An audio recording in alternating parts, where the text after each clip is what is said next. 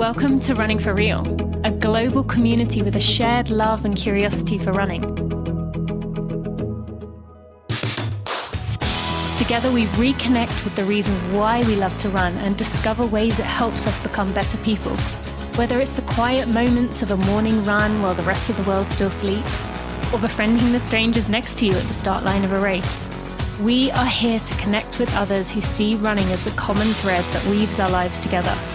Come join me, Tina Muir, as I talk with people from all walks of life, united by a love of running. Hello, my friends. Welcome to episode 418 of the Running for Real podcast. Thank you for joining me today. I am excited that you are here.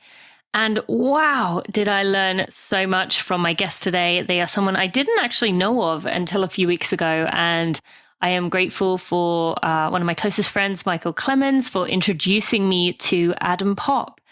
Adam has set almost too many world records to count over the years.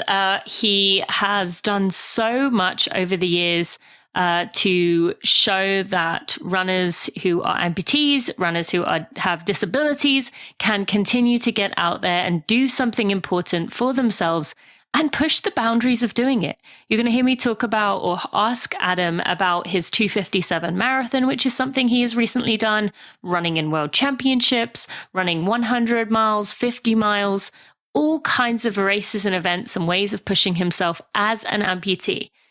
But before we get to that, we actually talk about the difficulty of getting to the point of getting out the door. Because while he lost his leg in 2008, it took him quite a while to get going and actually give running a try. And we're going to talk about that part too, that sometimes we just need a bit of a processing period to get to a place where we can try something for ourselves, and that being in that place is okay. So without any further ado, I want to introduce you to Adam Popp. Let's go meet him.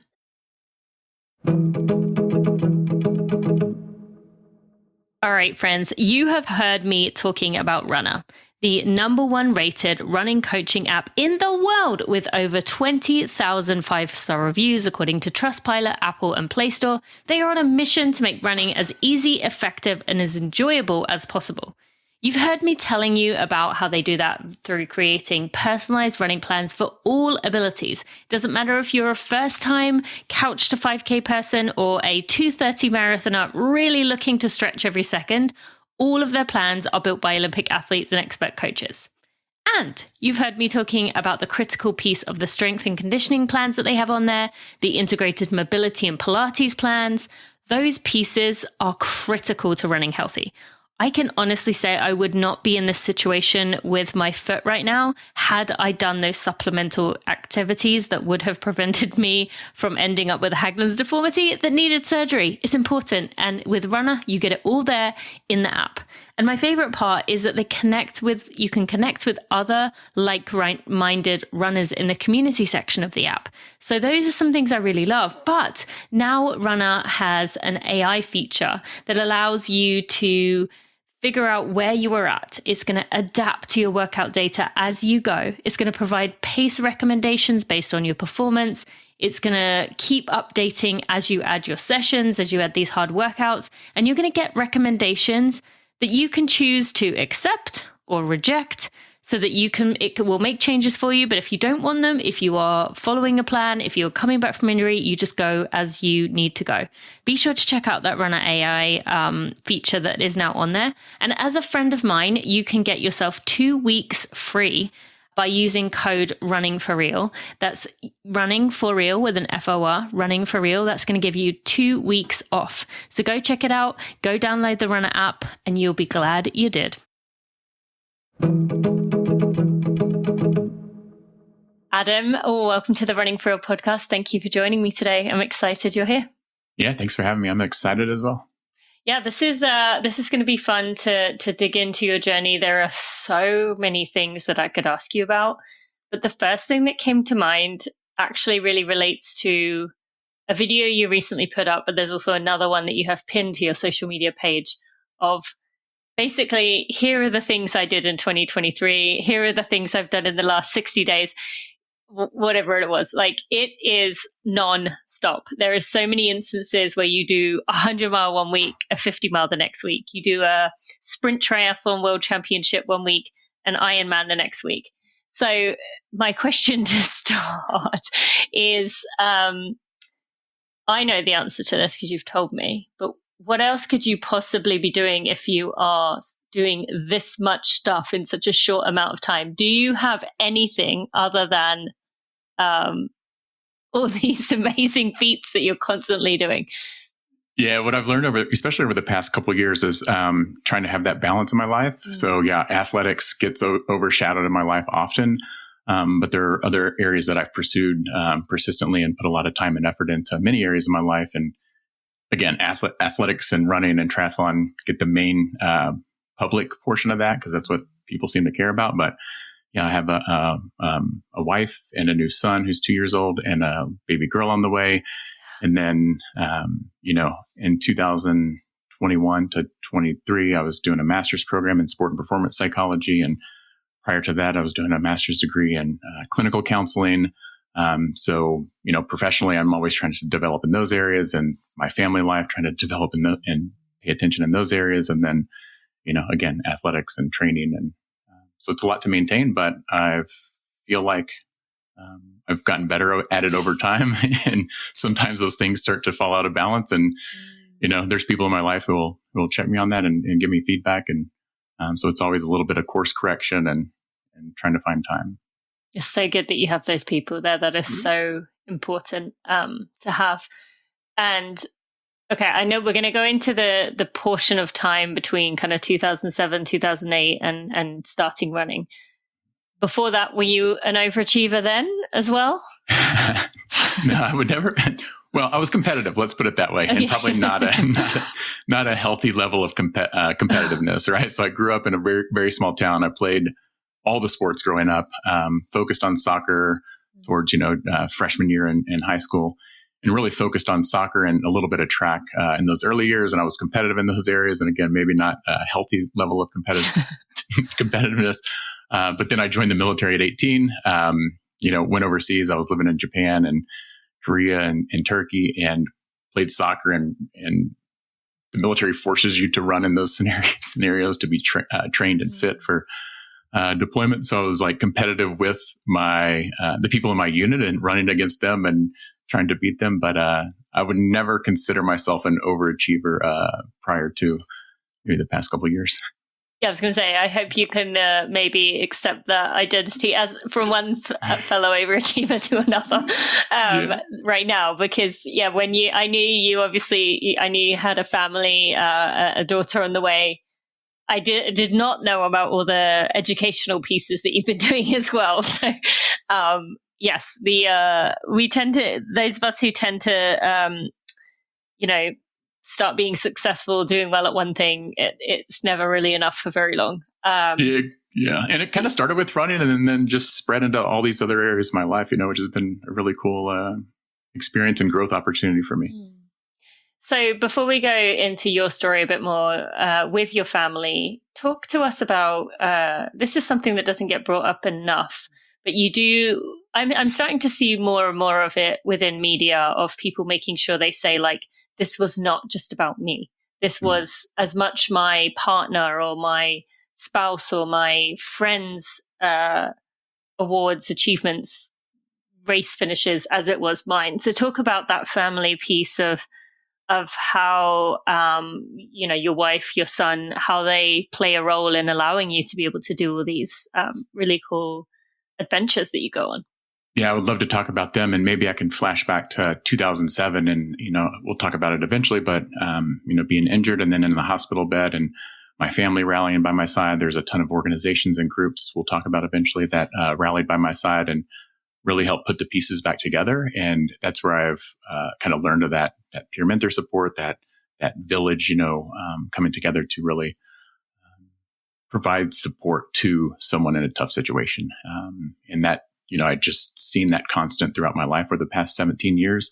And then, when I met my wife in 2018, we would just go on leisurely jogs initially and just chat about life in general. And that's where we did most of our connecting, was on these runs, doing something we liked, but more importantly, talking about values we shared and things that were important to us that we shared. And really, since those early days, we've been able to continue those discussions. And she knows a lot of these things are very important to me, and she does an amazing job of helping me support or helping support me in those areas. And I like to think I do the same with her as well. She has a small business and was doing triathlon and marathoning way before she met me, and still is very active, likes to travel. So I think we do a good job of balancing each other out and giving that support. And sometimes, I probably demand a lot of support, and she does an amazing job of that. And, taking care of our son, and just really incredible to be in that relationship and partnership with her. And with your son, what are some things that over the past 2 years and now going into having a daughter that you're thinking about of, I would imagine, and, I speak just from my own opinion with my own kids of, there's certain things you want them to hopefully see you doing. You want them to see you committing to a goal and being determined and sticking through tough times. What are some of the things that you've become more conscious of over the past few years, knowing that your son, maybe not now paying attention, but you're starting to set the framework for the way he does view the world? Yeah, that's a great question and that a great observation, because, the influence we have is, like you said, they're maybe not necessarily paying attention, but they are, and they're picking up everything, right? So I think for a long time, I wasn't the greatest influence and authentic person in my life. And luckily, maybe 10 years ago, I started to make changes and have grown into a person I'm proud of and, who sets a good example. And he sees that every day. And he just knows every morning, daddy, go run. And he watches me leave the house and just picks up on all these things. And, I think what I want him to gain is, yes, that influence and setting that example, but also just this idea of curiosity and continued growth and adventure. He's been to 3 continents now and 5 or 6 different countries and 15 or 20 states. I don't know. He's just always on the move with us and gets to see these new places and experience new cultures and people.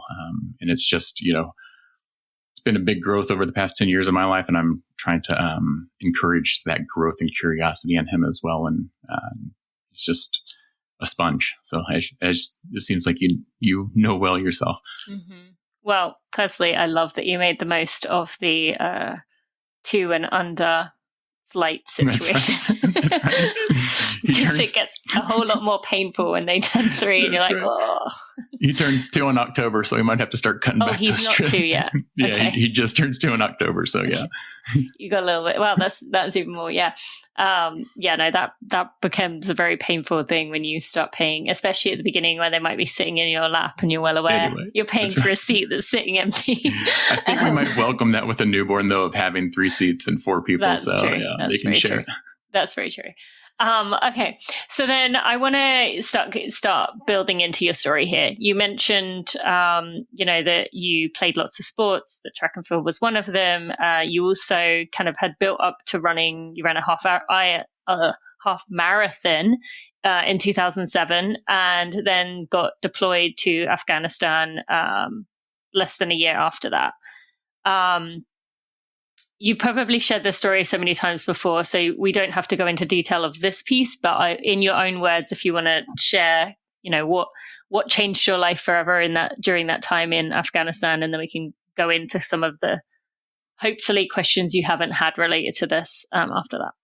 Yeah. So, and I'll clarify too, I didn't necessarily run track and field. I was a jumper. So high jump and long jump. And a friend who I played soccer with invited me to come out. And I was like, dude, I hate running. Why would I come run track and field? And he was like, we're just jumpers. We don't have to run a lot. Yeah.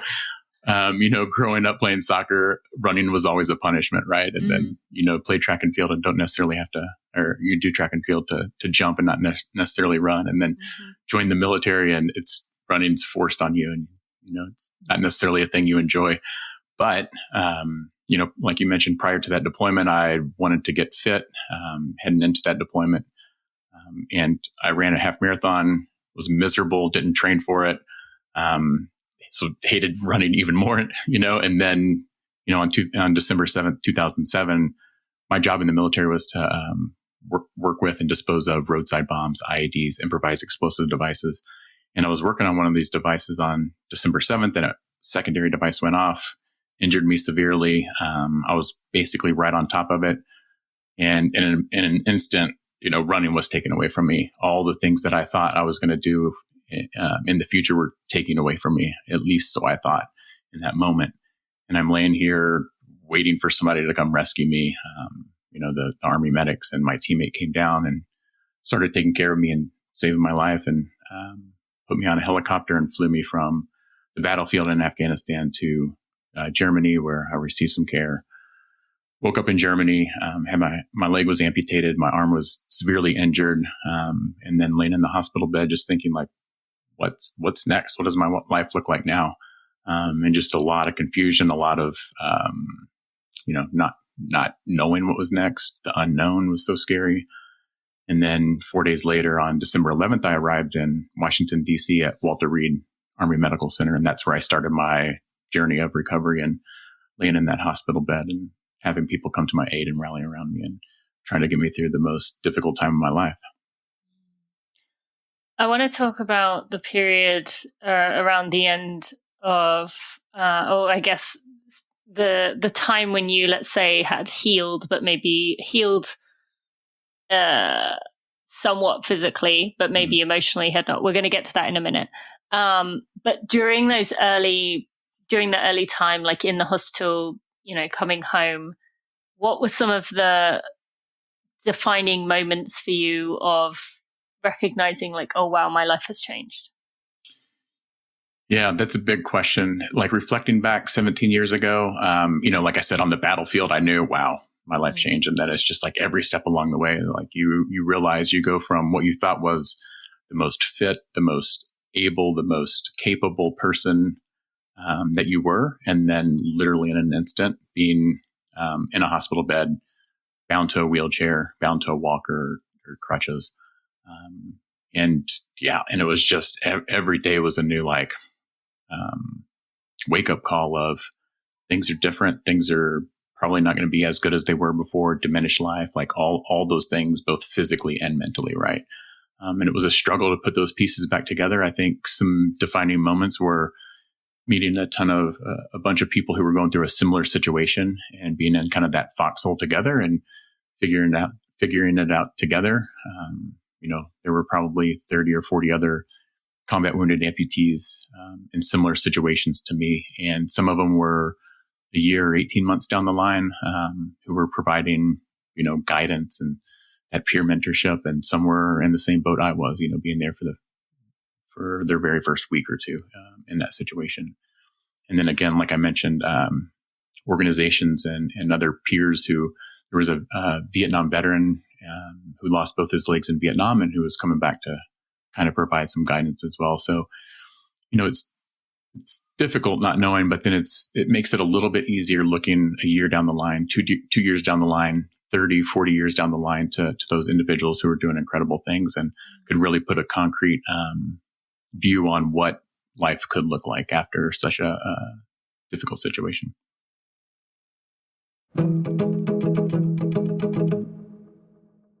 I try to eat all the fruits and vegetables I can in my diet, but I'm also not perfect at it. I do enjoy my foods, and sometimes that means choosing things that aren't packed full of vegetables and fruits, because that's what life is about, right? Fueling our bodies with whole foods is important, but every one of us is going to have nutrient gaps, including me. And that is why I start my day with AG1. It ensures that I'm filling any nutritional gaps. It means I can enjoy going out to eat and not feel pressure to eat a certain thing, because I know I'm supporting my whole body health by starting my day off with a scoop of AG1. AG1 is a foundational nutritional supplement that delivers daily nutrients and gut health support and is backed by multiple research studies, so you can trust what you're putting into your body. I trust AG1 because unlike so many products, the entire formula is backed by research studies, not just the ingredients. AG1 is packed with a variety of nutrient-dense ingredients and is the perfect complement to every healthy diet. I drink it every day because I know it gives me peace of mind. I can tell when my body isn't functioning the way that it should, particularly when it comes to digestion and my gut. Recently, they found in a research study, AG1 doubled the amount of healthy bacteria in the gut, including 2 species known for supporting gut and whole body health. If there's one product I trust to support my whole body, it's AG1, and that's why I've partnered with them for so long. It's easy and satisfying to start your journey. Try AG1 and get a free 1-year supply of vitamin D3, K2, and 5 free travel packs with your first purchase at drinkag1.com/Tina. That's drinkag1.com/Tina. Check it out.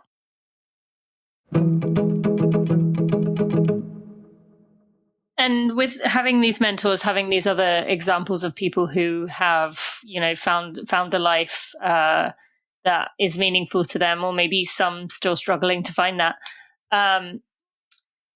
Those of you who were in the same kind of similar timelines, were your mindsets kind of in similar places of almost like the stages of grief, or were you able to kind of share in these experiences, or was it very different depending on the person and the personality?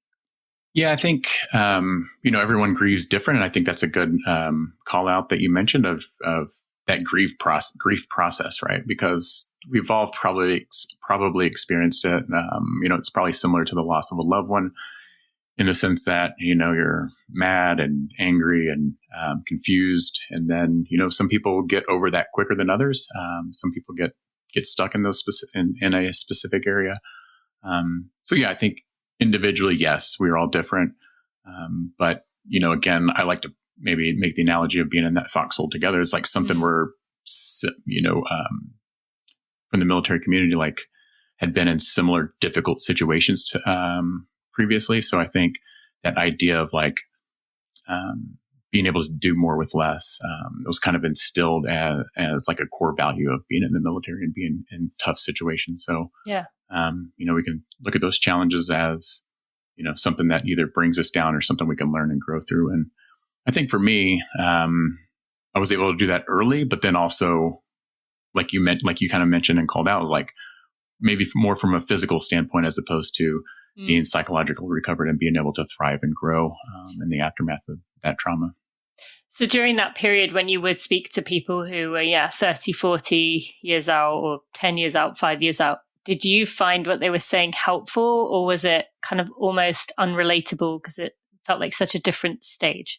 Yeah, cool question, because I like to reflect on that now. And I think what's most important and what I learned through the process of the example that they're leading, right? So it's like similar to the kid situation that you mentioned earlier. And I think for a long time, I was trying to be that peer mentor, but I wasn't necessarily doing it in an authentic manner, right? Meaning like, I was trying to say like, oh, you should do this, but not necessarily doing it for myself. So I think a lot of times, both from me as maybe a mentor and also as a mentee, like receiving and giving that knowledge, like isn't necessarily as valuable as like leading by example and living authentically and congruently in that message. Yeah. Okay. So let's dig into that a bit more. Before you kind of began to find that piece of yourself, from what I have read, I'm interpreting here, and I want you to explain it. Sounds like you went through a period of a good 5 or so years where you kind of, I don't know if I want to say coast, you can choose the word for yourself, but maybe weren't thinking about challenging yourself, weren't thinking about ways that you could live the life you wanted to live. Talk about that period of time kind of between late 2008 and 2014. Yeah, no, I love that word coast in all the wrong ways, because coast means we're going downhill, right? If you know anything about gravity. So I think I was coasting. I probably was like at least a baseline level when I left the hospital, and coasting. I'm probably not probably going downhill. So from, the time I left the hospital in like late 08, early 09, I think I was trying to put the pieces back together. And what I learned through that 7-year journey of, kind of that early 2015 period that you mentioned, when I started putting the pieces together, was really what I lost, and what a lot of people in the military have, are that clear, defined sense of purpose, that clear community, those bonds that we develop in tough environments, like I said, combat environments, where there's few people who understand that relationship and bond, right? So it's sense of purpose, it's that deep relationship, it's this I don't know if you call it a cool story, but a meaningful story of, I'm going into combat, into harm's way to disarm these bombs to help people in the local community and my fellow service members be able to move and not get injured. And it's very clearly defined. It's almost given to us, right? And then when all that's stripped away from you, you're really trying to put the pieces together of this new community, this new sense of purpose, this new, image of who you are as a person with a disability, very visible disability. And yeah, for 7 years, I was trying to work through that, and I had a very difficult time doing that. And what I thought might be helpful is going back to a similar job that would give me those things. And that's what I did to fill that void. I went to a defense contracting company. I was back in Afghanistan a year after I got out of the hospital, working in a combat environment again, trying to, find that sense of purpose that I had in the military, trying to find those people around me, trying to find the story of mine. And what I realized was it didn't work. That was me before, right? Not me now. And then once, flash forward to 2015, I started to make a conscious effort of trying to find these things, and a lot of things lined up in my life that allowed me to do that. One starting with a New Year's resolution of just cutting out drinking, which led to starting back in school, starting volunteering, which led to running in April 2015. And I developed such a strong, positive community through that, because a lot of the community I had before was a community, but not necessarily like a positive influence like the running community is. Yeah. Before we get into that period of running, when you were kind of starting to figure this out, how much of this was a conscious choice? When were you thinking about these things consciously, or was this kind of, now you reflect back on it, you're able to say, oh, this is what I was looking for, or this is what I was seeking? Yeah, it's a good observation, because I don't think it was too conscious at the time, but I think it started with cutting out drinking, which made it a little bit more clear and clarity on the direction I was heading. And again, am I coasting, or am I like moving towards something more important? And drinking was like you could tell that was having a negative impact on. Yeah, that was speeding up the coasting, if you will. Yeah. Okay. And then during this period, had you come to peace with being an amputee? I have friends who really tried so hard to hide it for many years because they just didn't want the stares, didn't want people to ask. Where were you at in terms of being at peace with your situation in that sense? Yeah, cool observation again. It's very accurate. I think there were there was a range, but more often than not, I would wear pants out in public and not really embrace it. And I wanted people to know like who I was, as opposed to like what was attached to my leg. Right. Yeah. So that was my probably mindset back then, is like, if I just cover it up, then they'll get to know me more as a person, as opposed to focusing on this. And what I realized later is when you embrace that, the people who are important to you, and again, can build those relationships with, or at least who you want to build those relationships with, are focused on you as a person, as opposed to, the prosthetic that you're wearing. Yes, exactly. So it kind of weeds them out. No. Do you know what that reminded me of? It almost reminds me of, this is a very different example, but when people have kids from like a previous marriage or something, and then they meet someone and they're going on a date, and they're deciding whether to share the information on the first date or not. Like it's all about like judgments, right? And But you want to seek to find the people who none of that matters. That's exactly right. I mentioned to you before we started recording that I have a lot of friends who are runners with disabilities, and I have really kind of come to embrace a lot of pieces of me that I maybe didn't feel before, because of just seeing many of them live authentically themselves, however that might be. I do have a good friend, Kaylee Williamson, who, I don't know if you saw the video of the woman finishing New York with Down syndrome. I don't know if I have. Did you see that last year? Well, I ran it with her, and like she just dances in the street, and I was dancing with her, which is something I would not normally do, singing as loud as I could, walking around New York, and things like that. It's just kind of not only have I been able to find these friends, but they've been able to help me in kind of bringing out parts of myself that I didn't have allowed to show before. Okay, so continuing on, then you found running in 2015. How did that moment come about to where, this thing that you had such a negative association with come to be something that you then thought you'd try? Yeah, it kind of stemmed from a relay race that I would do every year with a nonprofit I worked with. And that relay race only had, it was many different sports: cross-country skiing, downhill skiing, cycling, mountain biking, canoeing, kayaking, and it had one run section.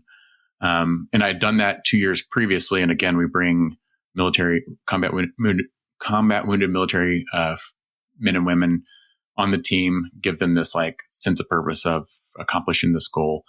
And in the 2 prior years that I did it, I was the canoer. I did the canoeing section because that doesn't involve a lot of cardio, which I was horrible at. Doesn't involve running or moving your legs, which I was horrible at. And then in 2015, they didn't have enough snow on the mountain, so there are going to be 2 running sections. One where the cross-country ski took place, and then the other normal downhill run. And I had a hard time finding a runner, and I thought, well, maybe this is a good opportunity for me to, like, I'm already making these life changes the first 3 or 4 months of the year. Like, let's try something new. Let's be curious about this. And I told my team at the time, I was like, I'm going to try this and hopefully it works out. But if it doesn't, somebody's going to have to step in and do it for me.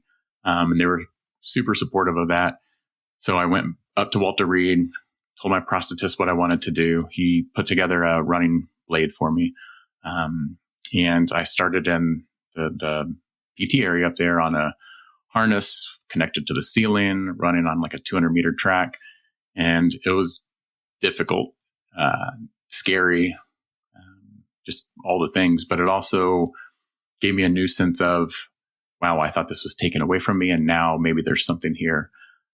And then I took the running blade home on that day, and then just started to start very slowly into this learning process of trying to run with a prosthetic blade. Okay, so I actually haven't ever asked any of my friends this question, but you kind of mentioned it there about like the harness being attached to the ceiling. Mm-hmm. So if you were to just put on this running blade and try and run without any kind of prep, mm-hmm. what would happen in that moment? Like, would your quad kind of give way? Like, yeah, why start with that? So for me, question of ignorance. Yeah, no. So for me, for my amputation level, I'm an above knee amputee, which means I run with a mechanical knee, which means it's basically a very, very unstable door hinge connected to the blade. So it acts as my regular knee to move the foot forward and backwards, but I have no control over it. And any misstep you take, if you stub your toe on a rock or a root or the ground, that knee will collapse, and then there's no resistance. You're just going down. Whereas my normal walking leg day to day, again, it's a knee, but it's controlled by a microprocessor, meaning like a computer that can correct if I take a misstep and catch me if I fall. It's very smart, very advanced. And I'd been walking on that for 7 years and felt very comfortable and stable on that. And then you go to this very unstable, very light running prosthetic that provides no resistance, no stability, no safety. And having those prior 7.5 years of ingrained walking movements, and then going to completely change that up was difficult. So did you do the harness just kind of the one day to get used to it? Was that something you did for a while? Maybe 30 minutes that day. And then, then I took the blade home, and then it's kind of a funny story, but I lived pretty close to a high school track, and that seemed like a great place to go, but I didn't want to go there and like fall down in front of high school kids. So I went to this very secluded parking lot, and just ran in circles in this very secluded parking lot, so that if I fall, it was just me and nobody watching me. So very self-conscious in that moment. Do you remember in that moment, other than being self-conscious, did you feel empowered? Did you feel, wow, this is not what it used to be? What were some of the other emotions going through? Yeah, it felt difficult and amazing. It felt like I again gained something that I thought was taking from me for 7.5 years. And then like all these thoughts started to come up of like, where else am I holding myself back, or where else, what else is, that I've thought has been taken from me that's still there, or something that I can do better. And it just gave me a lot of hope, a lot of curiosity, a lot of, wow, this is the start of something, and it can be the start of so many other things. And that was a conscious thought. That was, there were a lot of thoughts in that moment, like spending just hours in this parking lot, right? And a lot of it's like, don't fall. Yeah. But then a lot of other thoughts are like, what else? Where else am I missing out there? Are there any things that came to mind of what else am I missing that either you have done that we won't mention on this podcast because it's not related, or maybe haven't yet done, but we're kind of like set and you haven't got there yet? Yeah, I think it snowballed pretty quickly. So that was April. And then by May or June, I wanted to try triathlon. So I reached out to a few friends of mine who I'd seen doing the sport for a long time, and always like from behind my computer on social media, like, that would be so cool. She or he's traveling the world and doing these international events, and, if only. And then, oh, wow, I can run now. Like, can I swim? Can I bike? Can I? So I started pursuing that shortly after I had relearned the ability to run with a blade. And then I did my first triathlon in August. So April to August. And then the second one. August that same year? Mm-hmm. Wow, yeah. You did jump. But it was, I was hanging off the kayak because it was my first open water. So I spent a ton of time in the pool, but I got in open water and like completely freaked out and was having to hang on a kayak and wrecked my bike the first mile into the bike. But, to get to the end of that finish line was like, wow, another thing that I thought, I couldn't do in a million years, and was able to achieve that. Is there anything that you've thought up on that day that is still on the list of one day? One day. Pickleball. I haven't played I hear that's all the rage these days, and I don't know. My neighbor's been trying to get me out there, so I think I'm going to just go check it out. But I think there have been so many things over the years that I either try and love and pursue, or try and don't necessarily love and will do it and give it a shot. And if it doesn't work out, then I'm fine with that too. So, and that's okay too, right? Yeah. Yeah, totally. Yeah. So often we feel like we have to, if you try something, you have to kind of commit to it and stick to it. And it's okay if you try it and you're like, it's not for me. That's right. But yes, I will be looking forward to seeing your update soon if I went to play pickleball. I will join you someday, but I'm no. Are you into it, or? No, I've never played, and I'm in recovery from Achilles surgery, so the idea of pickleball terrifies me. Yeah, sure. There's too many people who have had ruptures in their Achilles for me to even consider it. I would say I'm a year, if not 2, away from even trying it because I'd be too scared. Yeah, and how are you doing with that? I listened to the recent synopsis podcast that you did. Well, thank you for asking. I've just started running. I finally got cleared after almost 5 months. As of us recording this, it's 5 months tomorrow. And it's slow. Achilles surgery is there's no way around it. It's it's an intense and aggressive surgery. Yeah. This is a weird stage. And some of this may speak to you in that,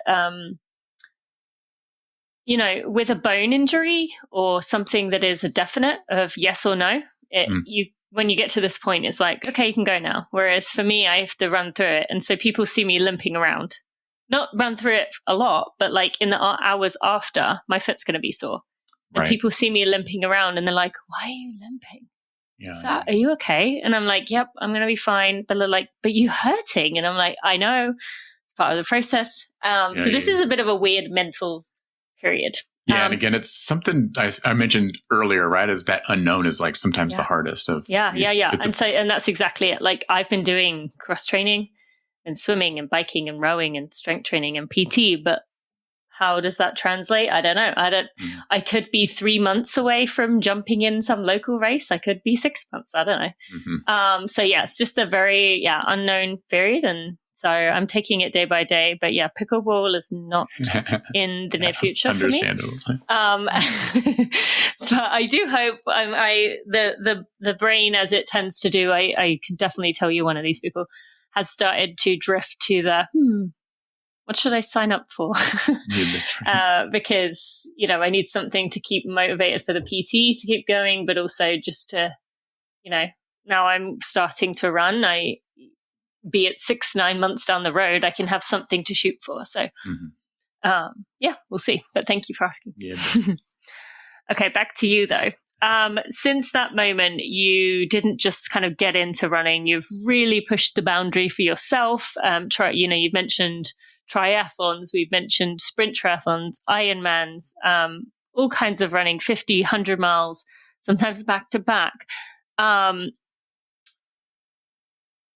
With a lot of these, when you sign up for them, what are kind of some of the feelings that come to mind once you sign up? Is it kind of I can't wait to see what I'm capable of?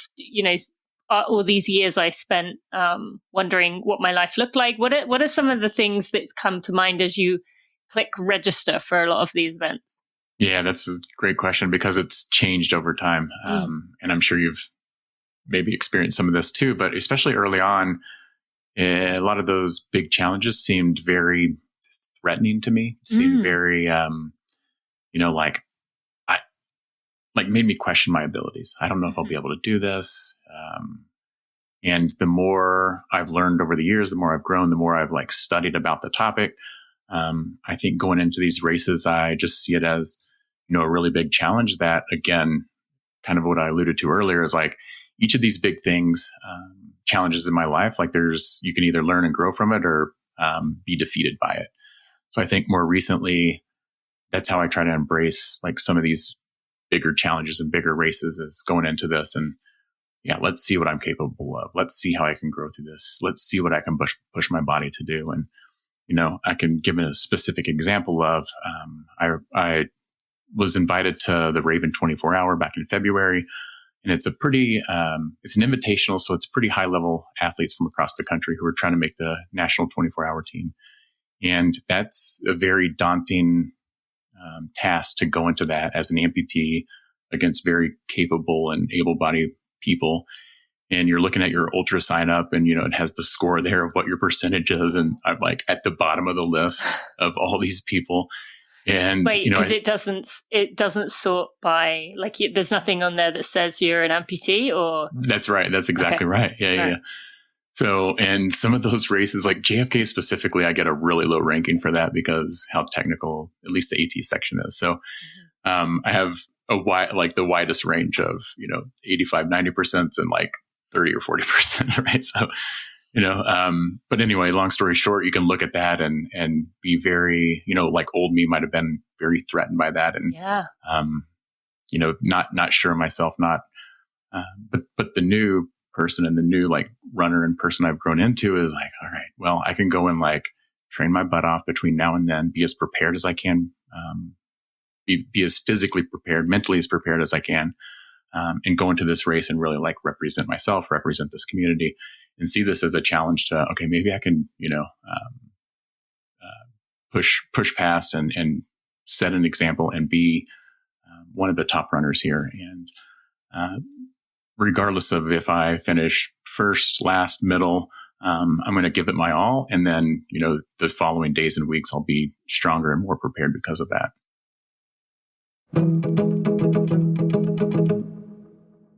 Hey runners, have you seen top athletes like Eilish McColgan and Cara Goucher using the lever system lately?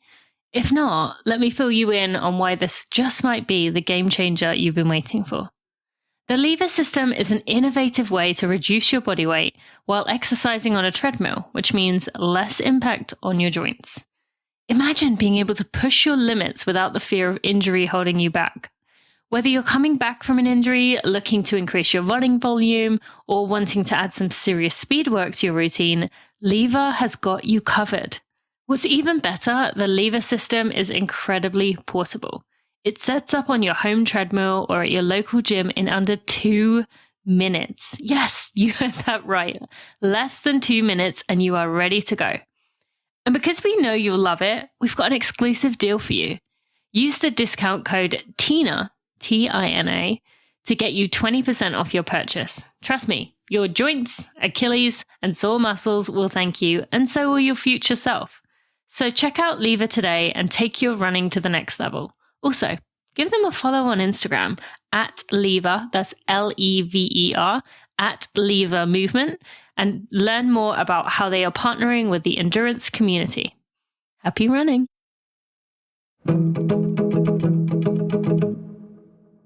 I love that you've had that shift in the way of looking at it. And I think everyone listening to this can relate to that. We've all had some period where, you know, you think everyone's watching you, or everyone's looking at these numbers, or everyone's like sitting there on a Saturday, like, "Ooh, how did they get on?" When everyone's already in their own brain about themselves. Although, funny story with Ultra Sign Up, I've got the opposite in that because I've done 2 ultras or 2 trail and ultras, and I won both of them. Yeah. Mine is 100%. So that's I'm right. Like, I'm better than Courtney DeWalter, according to. So, like, mine's the opposite, in that people are like, who is this woman who's got 100%? But it's really that I've only done 2 races, and they weren't big ones.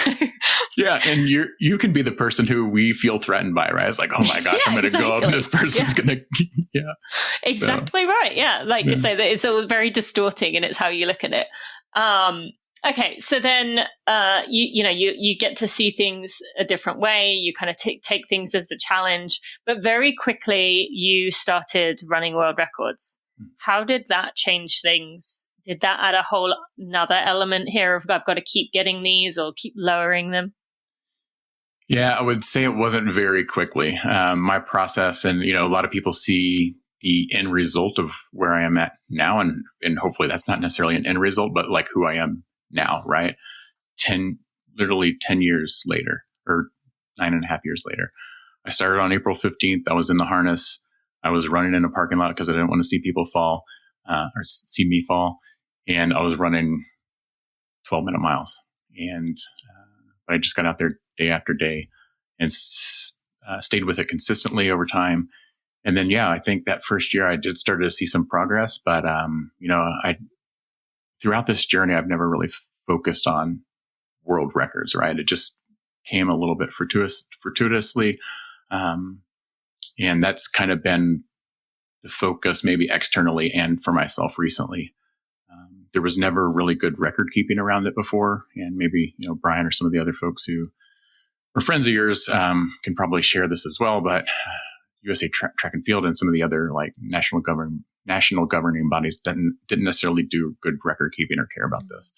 In 2021, Guinness World Records came out with this impairment category initiative where they're going to start recognizing athletes with disabilities who were doing some of these, similar to their able-bodied peers, world record events.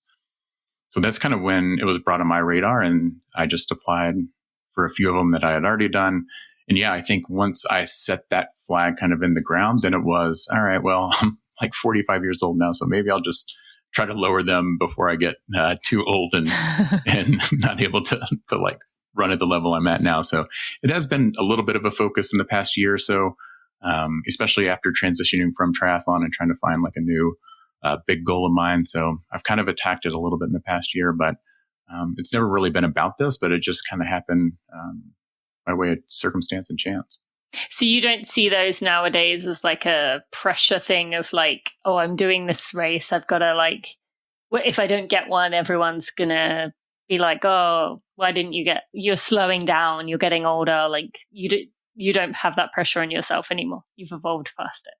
Yeah, I think that's good. I would like to think that. And I also think it's like it is a good goal to go out and, all right, this is kind of who I was at 44 or 43. Can my 45-year-old self maybe compete with my younger self and see where I am mentally, physically? And it's not always necessarily the outcome goal, because that seems like kind of where the question stems from is the outcome, right? But it's more, to me, it's more about along the way, if I'm able to work through things like mentally or even physically, and have different intermediary goals along the way instead of having, okay, you hit this time or distance. Am I happy or sad now? As opposed to like, I can be happy without necessarily hitting a specific time or distance. Yeah.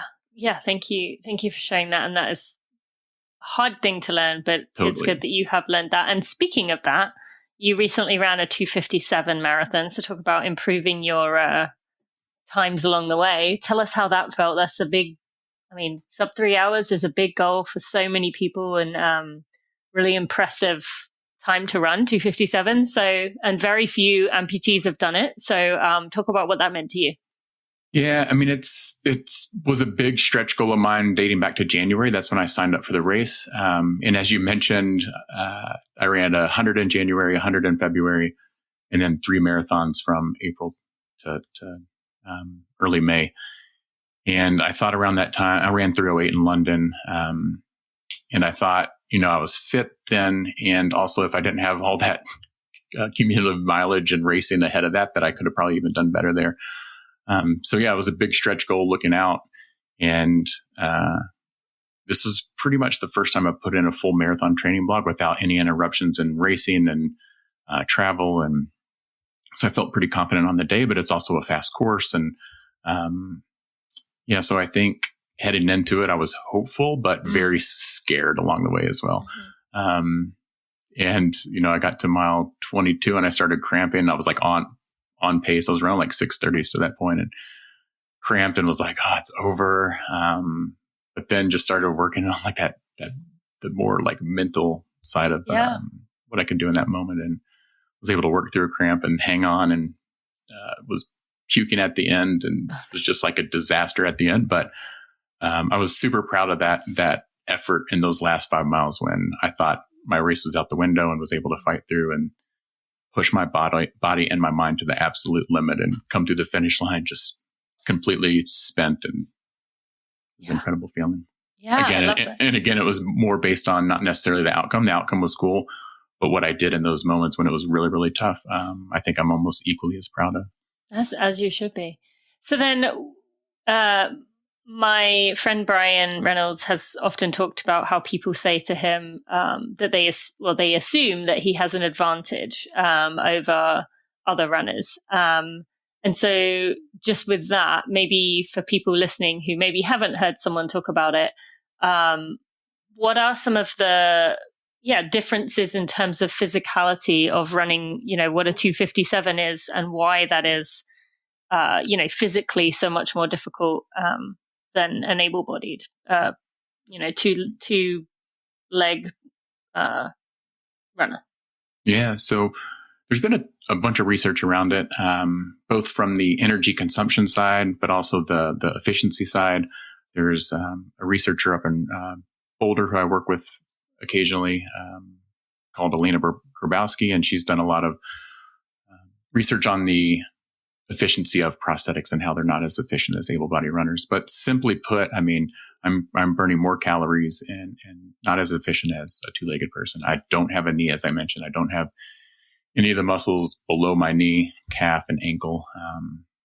And sometimes people do mention things and sometimes it's maybe they're genuinely or seriously saying it, and sometimes it's maybe joking, but they'll say like, "Oh, I wish I had one of those." And my simple answer is, I'll trade you any day of the week. Like I'm happy to trade you positions any day of the week. But in all seriousness, it is difficult for all those reasons I mentioned, or more difficult for all those reasons mentioned, and throw in trail and terrain and, like I said, falling down and all those other considerations.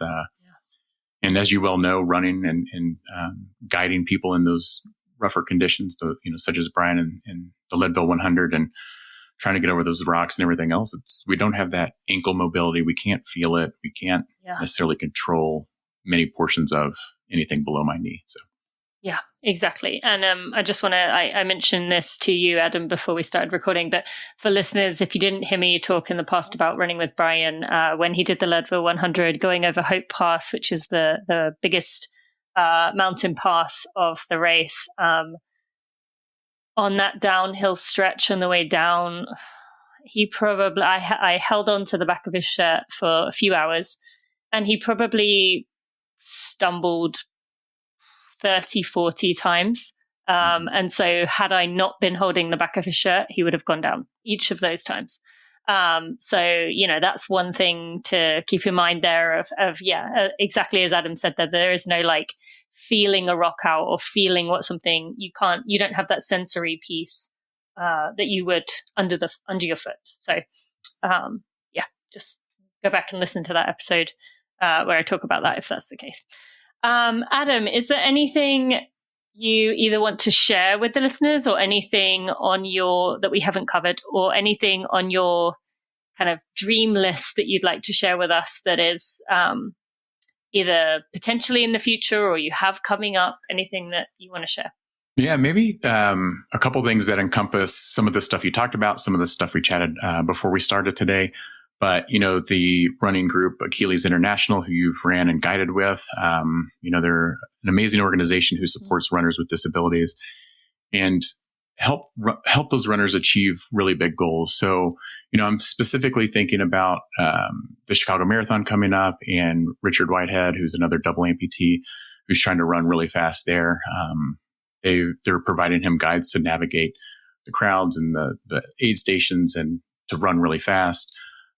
So I think, you have some experience with that, and maybe you can share more as well. But, this organization helps people navigate some of those challenges that you mentioned as amputee runners or runners with disabilities.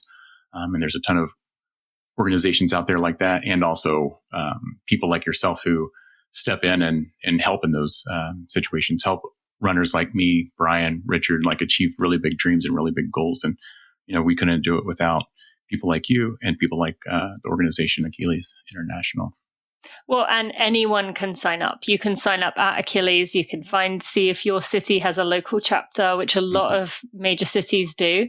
And you don't, I think the biggest misconception I often get, and I mention this often, is you don't have to do a 6-week training course to be someone's guide. Yes, there are some types of disabilities that might require maybe a run or two before. I'd say, while I've done the most of it, visual impairments, particularly if someone is close to 100% blind, then maybe you want to have a bit of a practice. But beyond that, it isn't something that should be as intimidating. And, you could do it every week from your home, or you could do it for some of the races. And you might, get really cool opportunities come up. I got to do the Maui Marathon because I was a guide. That was a really cool experience I wouldn't have otherwise had. And so, thank you for mentioning Achilles, amazing organization. And I'll put a link in the show notes for people. And just specifically, and you kind of alluded to this, but they're supporting me for a really big goal that I have coming up on October 15th. And I'm going out to New York City at the Hoka flagship store in New York on Fifth Ave. And they're setting up a treadmill event where I'm going to run 24 hours on a treadmill and try to establish some world records for amputees on the treadmill, similar to what I've done on the road and trail, but running 24 hours. Yes. So tell me your thoughts on the treadmill. Because it is going to be miserable, and I feel the exact same. I gave you my thoughts, didn't I? That noise I made. Yeah. And that's, initially when I started my running journey, I said never trail, and then never, ultra, and then never run on a treadmill, and never over a couple hours. And I've just grown to these really big challenges of, again, kind of that helped me grow as a person and as an athlete and as a human. And it's going to be horrible, but I think, at least you have that in your mind going in. So there's no surprises. I hope they have some good AC running. That's all I can say. That's the problem for me with the treadmill, is I don't like the sweat dripping down my face. That is my problem with the treadmill. Yeah. It's one of the many problems, right? Yeah, one of the many. Okay. So then if anyone lives in New York, they can go support you on that day. Is that? Yeah, that's right. We're going to more publicly announce this on the 23rd, which I think this podcast will be out. But it's going to be a closed event on October 15th, starting at 9 a.m. But if people want to come run with me, there's going to be a treadmill set up next to me where they can come run next to me to, again, kind of like support and be like a guide runner, if you will. Yeah. And also, like, if you're a non-ambulatory runner, feel free to walk. And or Achilles is going to have some hand cycles set up where people can hand cycle if they can't run, or push rim for wheelchair users. So there, again, it's like this idea of the organizations who have really helped me grow to get to this point, supported me in this journey, supporting other runners like me in this journey, to be able to really pursue big dreams, big goals, and do big things. Love that so much. Thank you for sharing. And yeah, I'll definitely, by the time this comes out, the information will be live. So I'll have links in the show notes for the listeners. Adam, any last message you want to leave the listeners with? I mean, maybe yes, then. I appreciate you. I appreciate this community. It's been a journey over the past 17 years. And, the running community has played a huge part in allowing me to do things that I love and meet people that have really supported me along the way, and again, grow to be who I am today. So thank you. I love that. Thank you so much for joining me, and excited to see what the next stage brings. So thank you. Yeah, thank you. Before we go any further, I just want to give a quick shout out to the Running for Real team. Without them, I would not be able to do barely anything compared to what I'm able to do today. They are behind the scenes. They are there for me. I am just so appreciative of them. To Jeremy Nessel, our podcast editor, audio consultant, and someone who's been with me since the start. To Sally Pontarelli, our content and operations manager, who is there day to day doing all the things to help me be successful. To Kelsey Wang, our head of design, and Louise Murphy, our associate designer. And finally, to Sandy Gutierrez, our photographer and content strategist. I am appreciative of all of you and wouldn't be able to do what I do without you. I really enjoyed that episode with Adam. I hope you did too. What an inspiration and an example of someone who shows that even if you struggle, even if it takes you a while to believe in yourself and get going and want to do something for yourself, you can do it. So friends, you can find lots of links in the show notes to everything we talked about today, and to find out more about Adam, to learn more, go to runningforreal.com/episode 418. You can also find links to our sponsors in there with those special discounts and offers. You can check out Runna from there, AG1 and Lever. Go check those out by going to runningforreal.com/episode 418. Thank you so much for listening. I will see you next week.